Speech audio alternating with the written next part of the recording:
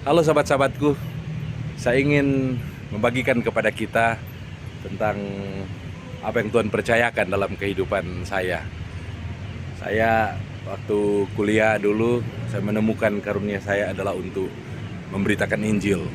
Jadi dari sejak kuliah sampai hari ini, saya terus mengembangkan karunia yang Tuhan berikan kepada saya.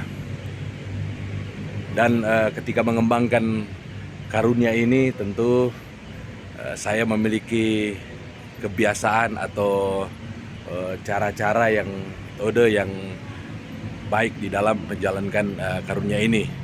Salah satu contoh ini juga bisa menjawab pertanyaan bagaimana caranya kita bisa bersaksi dengan efektif.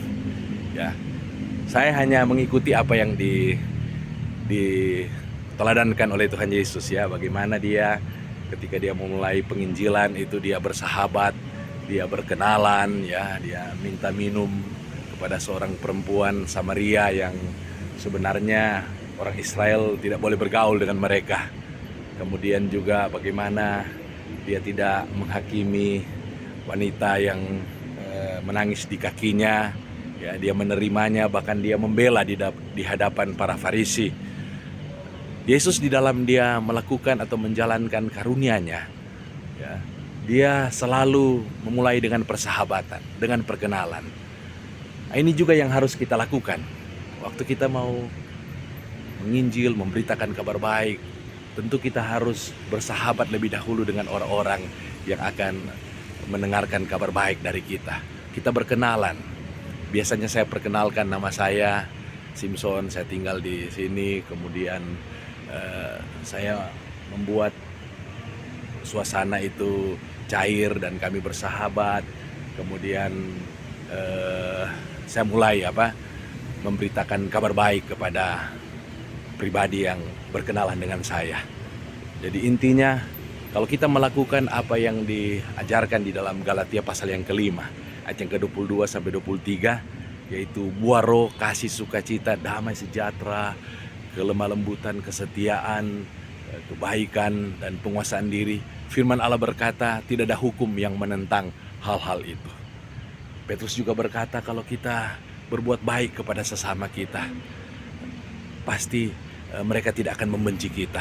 Ya, ada kasus kita berbuat baik, orang tetap membenci kita. Tetapi pada umumnya, kalau kita berbuat baik, mau berkenalan, mau memperhatikan kebutuhan orang lain, dia pasti akan mengasihi kita, dan dia akan berbicara dalam hatinya bahwa inilah orang yang akan menjadi solusi bagi kebutuhan dan pergumulan saya.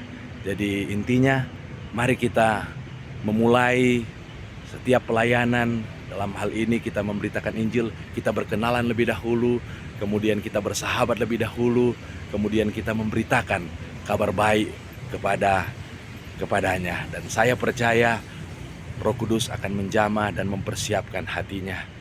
Roh Kudus yang akan menuntun dia kepada kebenaran, dan pada waktunya Roh Kudus akan membuat dia mengaku bahwa Yesus Kristus adalah Tuhan bagi kemuliaan Allah.